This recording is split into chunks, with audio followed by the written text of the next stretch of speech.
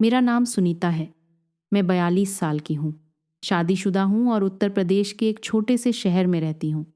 मेरे परिवार में मेरे पति जो 48 साल के हैं, मेरा 14 साल का बेटा अमन और 17 साल की बेटी नेहा है। मेरे पति एक प्राइवेट कंपनी में क्लर्क की नौकरी करते हैं, लेकिन पिछले 4 साल से उन्हें हाई ब्लड प्रेशर और शुगर की बीमारी है।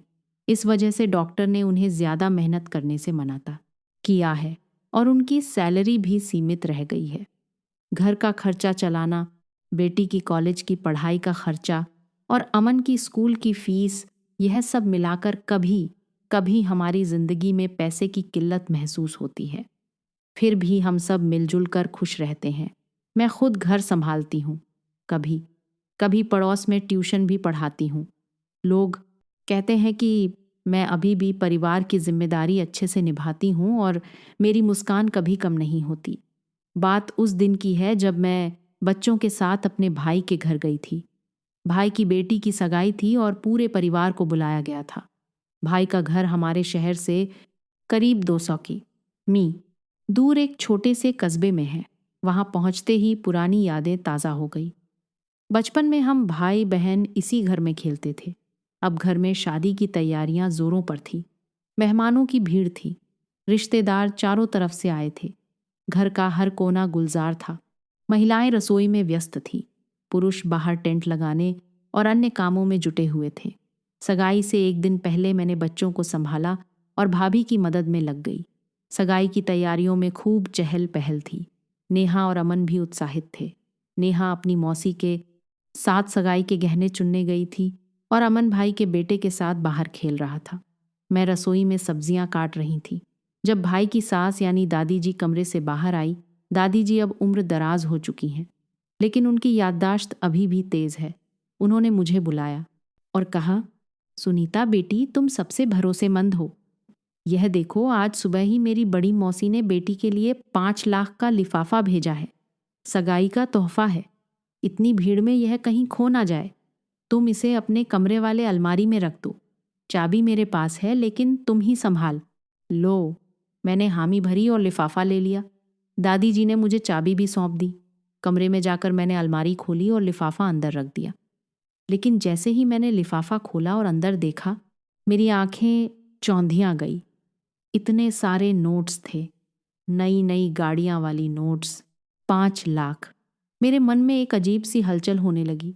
मैंने जल्दी से लिफाफा बंद किया और अलमारी में रख दिया, लेकिन वह रकम मेरे दिमाग में घूमने लगी। घर पर पति जी की दवाइयों का खर्चा बढ़ता जा रहा था। नेहा की कॉलेज एडमिशन के लिए अभी भी 0 की ज़रूरत थी। अमन की स्कूल की वार्षिक फीस भी बाकी थी। मैंने खुद को समझाया कि यह पैसा भतीजी का है, मेरे लिए नहीं, लेकिन मन बार बार वहीं अटक जाता। शाम को सगाई की रस्में शुरू हुई। घर में हंसी खुशी का माहौल था। रिश्तेदारों ने ढेर सारे तोहफे दिए। कुछ रिश्तेदार बहुत अमीर थे। वे सोने चांदी के गहने लाए थे। मैं सब देख रही थी, लेकिन मेरे मन में वह लिफाफा घूम रहा था। रात के खाने के बाद सब थक कर सोने की तैयारी करने लगे। भाई ने कहा, सुनीता दीदी, तुम अपने बच्चों के साथ बाएं वाले कमरे में सो जाना। वहां अलमारी भी है, सब सुरक्षित रहेगा। मैंने सिर हिलाया।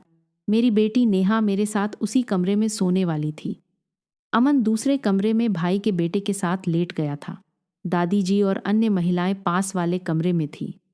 रात के 9:00 खाना खा लिया गया था। सब लोग थकान के मारे जल्दी सो गए। मैं बिस्तर पर लेटी थी, लेकिन नींद मुझसे कोसों दूर थी। कमरे में नाइट बल्ब जल रहा था। उसकी हल्की रोशनी में अलमारी की ओर मेरी नज़र बार बार जाती। मेरे मन में तूफान उठ रहा था। सुनीता, यह क्या सोच रही हो? वह पैसा भतीजी का है, तुम्हें भरोसा दिया गया है। लेकिन दूसरी तरफ आवाज़ आई, बस थोड़ा सा ले लो। पति की दवा के लिए, नेहा की पढ़ाई के लिए। कोई नहीं जानेगा, तुम तो परिवार की सदस्य हो। मेरा दिल तेजी से धड़क रहा था। मैं करवट बदलती रही। नेहा गहरी नींद में सो रही थी। उसकी सांसें एक समान चल रही थी। रात के 10:00 बज चुके थे। मैं चुपके से उठी। मेरे कदम कांप रहे थे। मैंने पहले नेहा को देखा, वह सो रही थी। फिर धीरे से दरवाजे की ओर गई और बाहर झांका। पूरा घर सन्नाटे में था। केवल बाहर टेंट के नीचे हवा में लटके बल्ब हल्का हल्का झूम रहे थे। मैं वापस आई और अलमारी के पास गई। चाबी मेरे हाथ मैं थी। मैंने धीरे से चाबी लगाई। अलमारी का ताला खुलने की हल्की सी आवाज़ हुई। मेरी सांस थम सी गई। मैंने चारों तरफ नज़र दौड़ाई। कोई नहीं जागा था। मैंने लिफाफा निकाला। हाथ में लेते ही उसकी मोटाई महसूस हुई। 5 लाख, मेरे परिवार के पूरे साल के खर्चे से ज़्यादा। मैं बिस्तर के पास बैठ गई। लिफाफा हाथ में था। मेरे मन में एक जंग छिड़ गई थी। सिर्फ 1 लाख ले लो, बाकी रख दो, कोई नहीं पता चलेगा। पति जी को ऑपरेशन की ज़रूरत है, नेहा का भविष्य बन जाएगा। लेकिन फिर याद आया, बचपन में माँ ने कहा था, बेटी भरोसा सबसे बड़ा धन है। एक बार टूटा तो फिर कभी नहीं जुड़ता। मेरी आंखों में आंसू आ गए। मैंने सोचा, अगर मैंने यह किया तो अमन और नेहा को क्या सिखाऊंगी? वे बड़े होकर क्या सोचेंगे? मेरा परिवार का नाम खराब हो जाएगा। रिश्तेदारों के बीच सिर झुक जाएगा। मेरे हाथ कांप रहे थे। मैंने लिफाफा खोला, नोट्स की गड्डी देखी, एक नोट निकाला और फिर वापस रख दिया। नहीं सुनीता, यह गलत है, यह चोरी है। भले ही परिवार का पैसा हो, लेकिन यह तुम्हारा नहीं है। मेरे दिल की धड़कनें और तेज हो गई।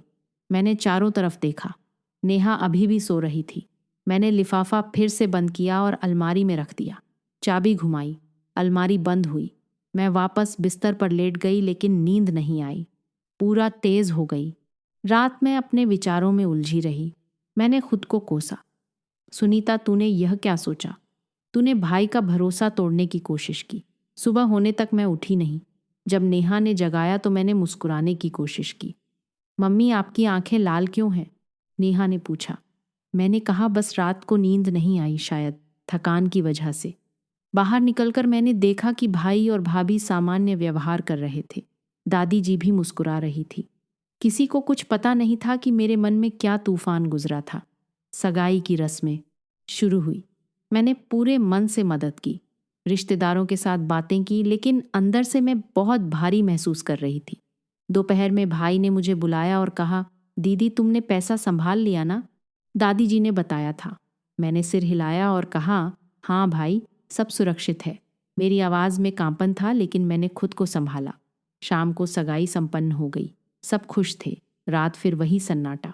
लेकिन इस बार मैंने खुद से वादा किया कि मैं कभी भी ऐसी सोच नहीं लाऊंगी। मैंने अलमारी की ओर देखा भी नहीं। अगले दिन हम वापस जाने वाले थे। पैकिंग करते समय दादी जी ने मुझे गले लगाया और कहा, बेटी, तुम्हारे जैसे भरोसेमंद लोग ही परिवार को जोड़े रखते हैं। उनके शब्द मेरे दिल में चुभ गए। मैंने आंसू रोक लिए। घर लौटते समय बस में मैंने पति जी को फ़ोन किया। उन्होंने पूछा, कैसा रहा? मैंने कहा, बहुत अच्छा, लेकिन मैंने सीखा कि ईमानदारी से ही सब कुछ हासिल होता है। घर पहुंचकर मैंने अपनी आदत बदली, ट्यूशन बढ़ा दी, पति जी की दवाइयों के लिए छोटी छोटी बचत शुरू की। नेहा को भी समझाया कि मेहनत से पढ़ाई करो। धीरे धीरे हमारी परिस्थितियां सुधरने लगी, लेकिन वह रात मेरे मन में हमेशा ताज़ा रही। मैंने समझ लिया कि लालच कभी किसी की मदद नहीं करता। वह सिर्फ मन को अशांत करता है और परिवार का भरोसा तोड़ देता है। दोस्तों, आज की कहानी में मैंने आपको अपनी ज़िंदगी का एक ऐसा पल बताया जिसमें मैं लगभग गलत राह पर चलने वाली थी, लेकिन मेरे विवेक ने मुझे रोक लिया। यह कहानी हमें सिखाती है कि परिवार में भरोसा सबसे बड़ा खजाना है। लालच हमें अंधा बना देता है, लेकिन सच्चाई हमें हमेशा ऊंचा रखती है। चाहे पैसे की कितनी भी तंगी हो, ईमानदारी कभी नहीं छोड़नी चाहिए। इससे मिलने वाला सुकून किसी भी धन से बड़ा होता है। दोस्तों, कैसी लगी आज की कहानी? कमेंट करके अपनी राय ज़रूर लिखें। अगर आपको लगे कि ईमानदारी हमेशा जीतती है तो लाइक ज़रूर करना। नमस्कार, और हाँ, चैनल को सब्सक्राइब करें। धन्यवाद दोस्तों।